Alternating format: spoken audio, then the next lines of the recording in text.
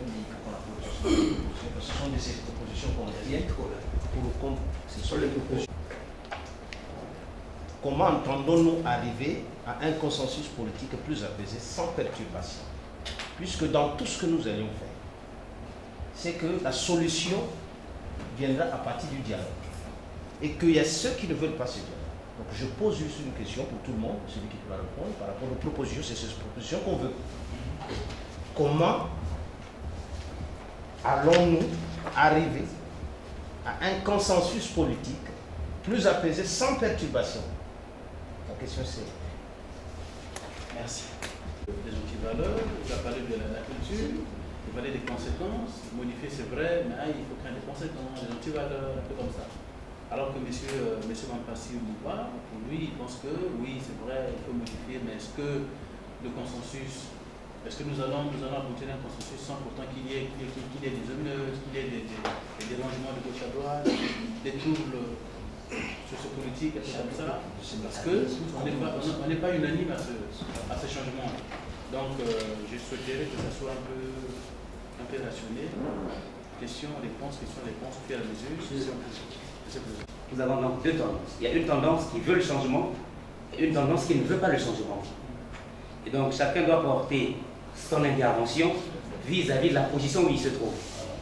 Parce que si nous on se dit que nous sommes la jeunesse et que nous sommes marginalisés dans le débat, que nous n'intervenons pas, ça veut dire qu'aujourd'hui, c'est l'endroit qu'il nous faille d'intervenir, de donner notre position. Nous suivons tous les jours dans les journaux les déclarations du camarade Pierre Ngolo du PCT.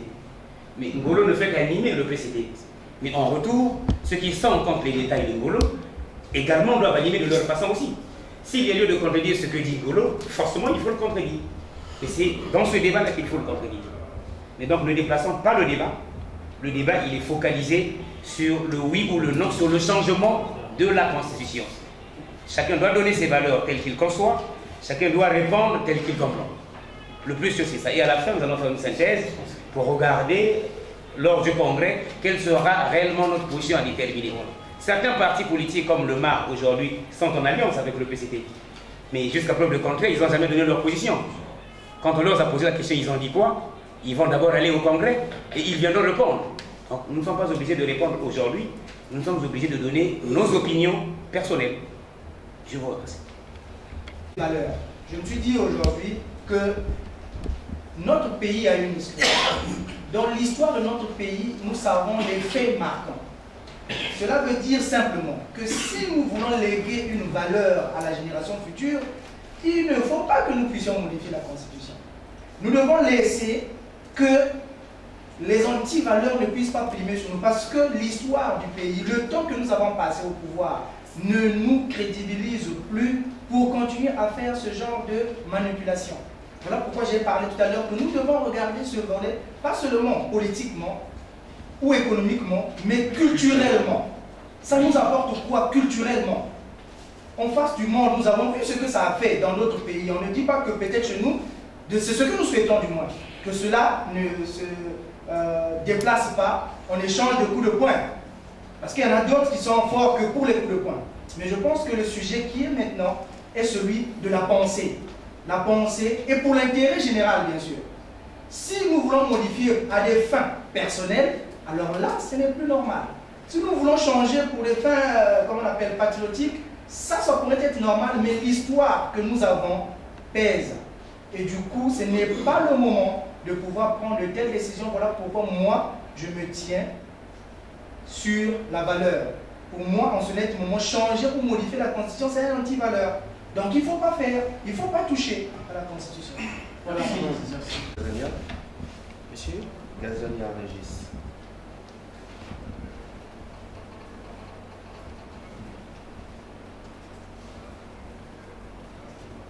Oui, monsieur Régis. En fait, c'était pour répondre à la question de mon camarade qui est en face de moi, qui est en train de savoir comment aller à un processus apaisé. Bon, mais moi, je pense que le Congolais aujourd'hui a besoin de stabilité et de développement au-delà du combat politique que nous menons. Souvent, ce combat-là est ramené à un certain ego. Hein? lutte pour l'accès aux ressources. Pour ça, le Congolais est prêt. Moi, je pense que le Congolais, en ce moment, est prêt pour un compromis politique. En tout cas, je pense que le Congolais est prêt à un compromis politique parce que le Congolais n'oublie pas ce qui s'est passé il y a 15, 20 ans de cela. Et pour rejoindre mon camarade, l'héritage culturel d'abord que nous laissons, que nous léguons à nos enfants, serait lequel? Maintenant, ma question est de savoir comment aller à ce consensus-là apaisé aussi. Enfin, moi je pense que le Congolais a besoin de faire des compromis politiques en ce moment pour éviter les guerres fratricides que nous avions connues il y a des années.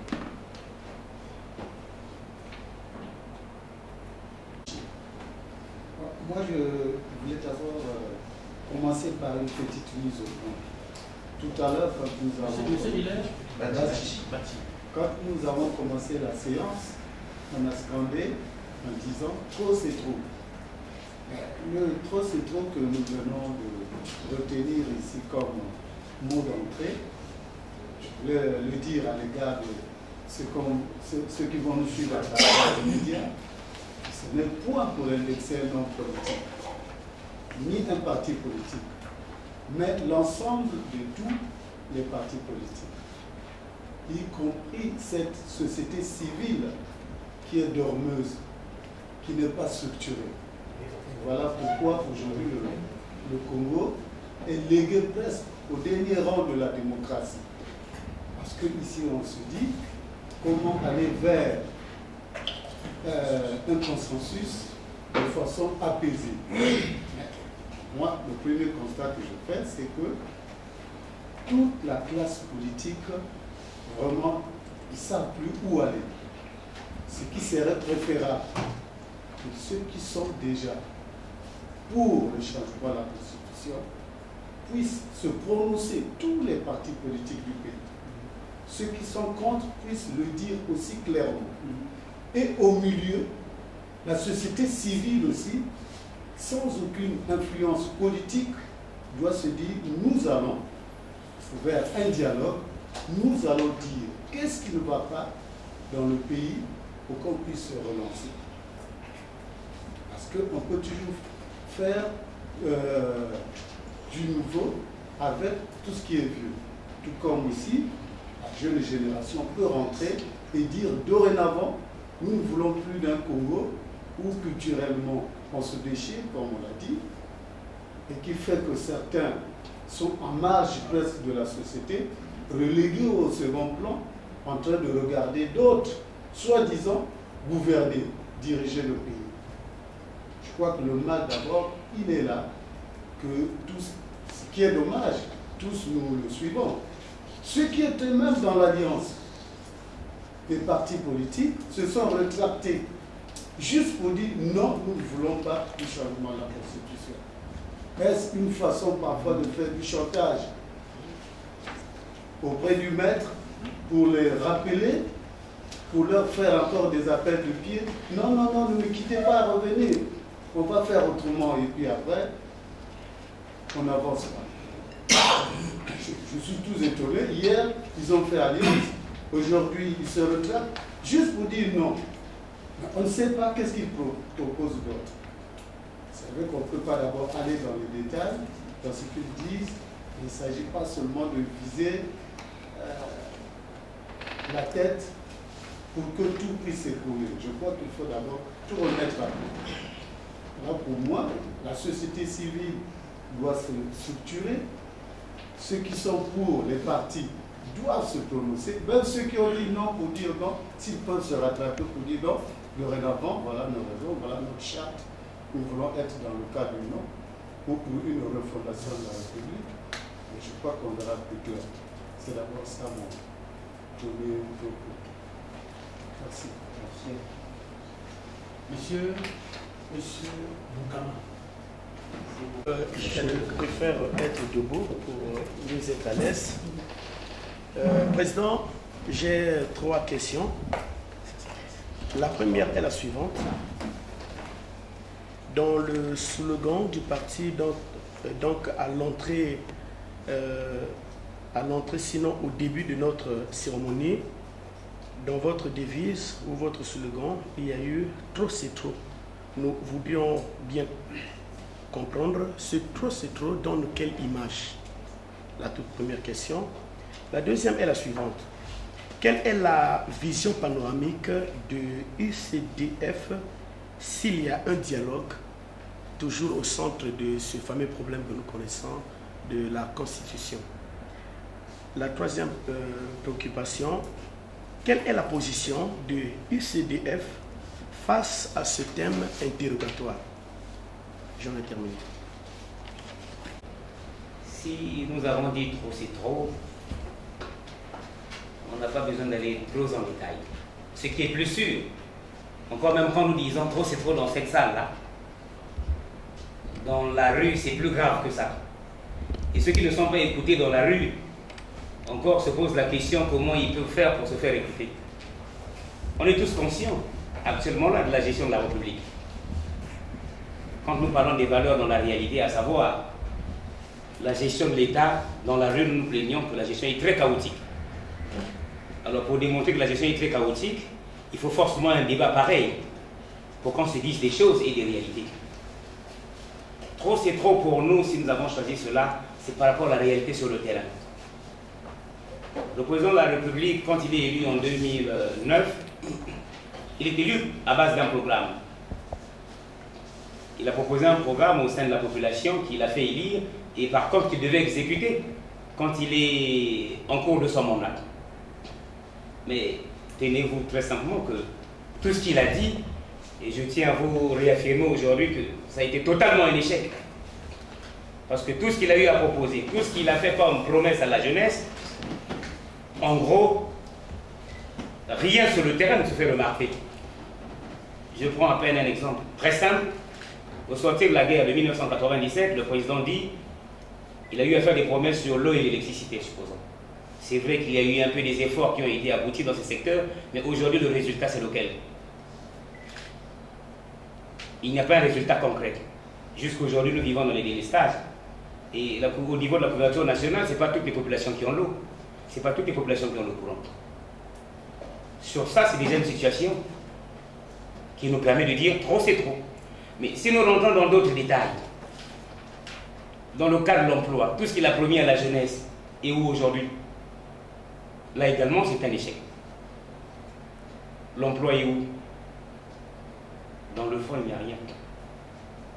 Encore, quand nous regardons la Constitution de 2002,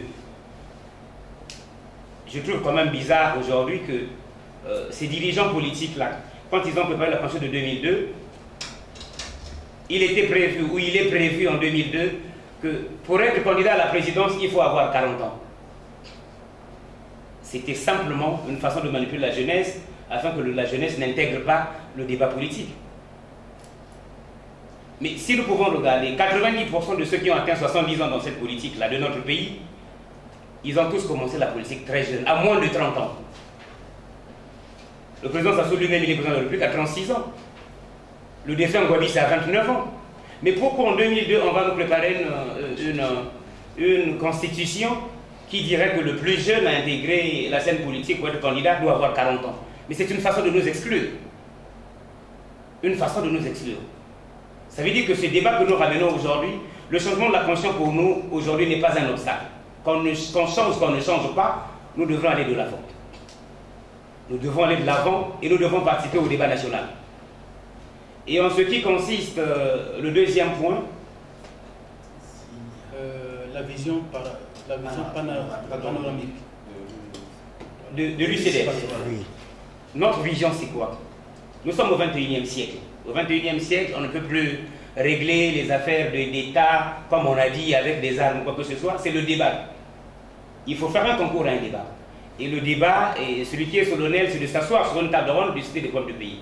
Ceux qui sont à l'opposition, qui tirent le débat pour dire qu'on ne peut pas changer la Constitution, ils ont bel et bien raison aussi. Parce que cette Constitution avait été votée par le peuple, non? Alors ceux qui sont au pouvoir, qui disent qu'on ne doit pas changer, qu'on doit changer, ils ont aussi raison. Mais alors, au lieu que nous nous retrouvons dans la rue en train de dire ceci, cela, Mais donc retrouvons-nous, asseyons-nous. Quel est le consensus qu'on ne peut pas trouver si on ne peut pas s'asseoir? Rien ne se fait alors au XXIe siècle, dans la rue. Il faut bien que les hommes s'asseyent. Si le souci de tous les hommes politiques de la République serait de voir le pays avancer de l'avant, mais donc, dans l'obligation de faire les choses, les tendances politiques doivent s'asseoir ensemble. Si réellement ils pensent pour le pays. Maintenant, si quelqu'un dit que nous devons nous asseoir pour les problèmes qui concernent la République, et certains disent que nous ne devons pas nous asseoir, mais il y a un problème à ce moment-là. Il y a un contre-courant. Mais on ne peut trouver des solutions pour notre République seulement en étant ensemble, en s'asseyant ensemble et regarder les problèmes de tout un chacun. On ne peut pas exclure les gens dans le débat qui consisterait le changement de la Constitution et qui consisterait au développement de notre République. On ne peut pas exclure les gens. Donc notre position à nous aujourd'hui, peu importe ce qui va y arriver, s'il doit y arriver un dialogue, il faut bien que la jeunesse participe. Et encore, il faut bien que l'UCDF également participe à ce débat. Parce que c'est un débat qui interpelle toutes les consciences et toutes les couches. Et le troisième point, c'est... Quelle est la position de l'UCDF face au changement? En fait, c'est la même question. C'est une sous-question, ça c'est... Face au changement, c'est comme j'ai dit au départ à l'entrée, nous sommes pour un consensus national, un dialogue. Ça veut dire que les résolutions ou les conclusions qui seront tirées de ce dialogue, c'est à ce moment-là que nous allons tirer notre position à nous. Parce que si nous disons que nous ne changeons pas, c'est ce que j'ai dit à peine, ça veut dire que nous sommes contre l'avancée de la République. Si nous disons que nous devons changer également, nous sommes contre l'avancée. Donc personne n'a tort, personne n'a raison pour le moment. Ce qui est plus sûr, nous irons à un congrès. Je ne peux pas décider seul ici, dans le cadre du parti, pour dire notre position, c'est celui-là ou celle-là. Mais ça ressortira un peu du congrès que nous allons voir sous peu. Mais est-ce que l'UCDF pense que c'est un hold-up constitutionnel de changer la Constitution? Parce que je pense que sur ces articles, quand je vois qui ont été mentionnés là, que c'est il y a 3 verrous qui sont au désavantage, au détriment du président Sassou. Est-ce que l'UCDF pense que c'est un hold-up constitutionnel? Je parlerai d'hold-up pourquoi, et c'est vous qui employez le mot, certes.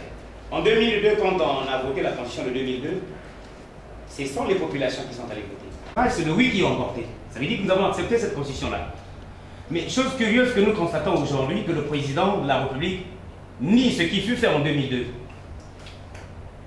S'il avait accepté cette Constitution en 2002, ceux qui disent aujourd'hui qu'on ne peut pas faire cette Constitution ont forcément raison.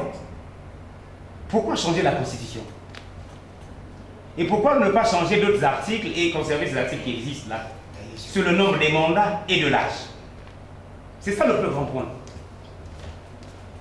Et si nous disons cela, le fait que le président peut prendre une position capitale de dire qu'il faut changer avec son entourage, le PCT, nous disons qu'il ne faut pas changer de l'autre côté, voilà pourquoi interpellerait un débat. Ça veut dire que tout ce que nous allons préserver ici, c'est cette concorde nationale, la paix, la tranquillité. Parce qu'il ne faudrait pas que nous fassions des choses pour le plaisir de faire et que demain nous mettons les mains sur la tête pour dire ah, fallait pas. Parce que la position que tient le PCT aujourd'hui, je me rends compte qu'il ne serait pas facile qu'il lâche. Et seulement de dire quelque chose, ils disent non, nous on se retire parce que nous on ne veut pas la modification de la Constitution. Mais vous verrez qu'après la proposition d'un poste ou d'un intérêt quelque part, vous les verrez revenir. Et ça veut dire que jusqu'à preuve du contraire, nous serons toujours marginalisés. Alors notre combat ici, c'est d'aller à un sursaut national. Changement oui ou non, ça ne nous regarde pas. Mais c'est d'abord de préserver les intérêts et les acquis de la République, la tranquillité, et que ce sursaut-là et ce dialogue-là se passe dans l'esprit d'apaisement. L'opposition tire, le pouvoir tire, alors si le câble se casse, nous mettrons les mains sur la tête. Et nous aurons les difficultés encore à ramener l'ordre, et il faut encore faire n'importe quoi parce qu'il faut apporter la paix au pays. Mais nous avons déjà cette paix-là. Si nous l'avons déjà aujourd'hui, mais il est mieux de la préserver que de la détruire pour chercher encore à la reconquérir quelque part. Ça serait plus difficile. Pour le moment, ce que je peux dire. Camarade président, vous pouvez interpréter le discours du président en fin d'année où il demande les gens à continuer à travailler au lieu de donner réellement sa position par rapport à ce grand débat qui est en train de polluer nos rues en ce moment. Est-ce que vous interprétez cette façon de dire que nous perdons trop de temps à parler, que nous devons, les choses sont claires, travaillons, les choses sont claires et ne nous mettons pas, ne débattons pas pour des choses qui sont claires? Est-ce que c'est ce message-là que le président voulait passer? Il a dit qu'il avait été informé du débat, c'est dans la rue. Travaillons d'abord par rapport à une information qu'il a. Non, travaillons d'abord parce